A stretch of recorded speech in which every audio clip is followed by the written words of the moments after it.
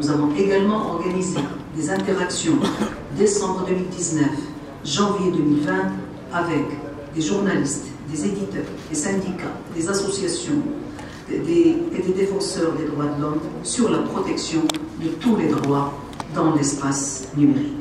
Le CNDH travaille depuis au moins 2 ans sur cette question de l'intelligence artificielle et des droits de l'homme avec toutes les parties prenantes au Maroc, que ce soit les institutions officielles, les universités, les centres de recherche, les industriels, les confédérations d'entreprises et des entreprises et avec des experts sur cette question. En effet, nous avons constaté beaucoup d'impact de l'IA en général sur les droits de l'homme, positivement ou négativement, mais il y a aussi ce débat à l'international qui s'impose, notamment en fait dernièrement il y a l'UNESCO qui a adopté des recommandations en matière d'IA, l'UNICEF fait pareil, la haute commissaire aux droits de l'homme des Nations Unies a demandé même un moratoire par rapport à l'utilisation de l'IA qui affecte les droits de l'homme.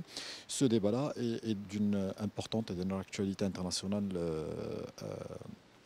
crucial. Et aujourd'hui, l'idée, c'est de voir avec ces experts nationaux et internationaux les interactions possibles sur la question, d'où l'organisation de ce séminaire. Et aujourd'hui, nous pensons qu'il est prématuré de parler de réglementation ou de loi dans le sens conventionnel de cette question, vu l'émergence et vu que cette question est toujours embryonnaire. Mais ce que nous faisons à l'échelle nationale, mais aussi ce qui se fait au niveau international, c'est d'essayer un peu d'avoir un peu des principes directeurs de l'éthique sur cette partie de l'IA, le temps que cette question prenne un peu de maturité et éventuellement prendre un aspect plus juridique.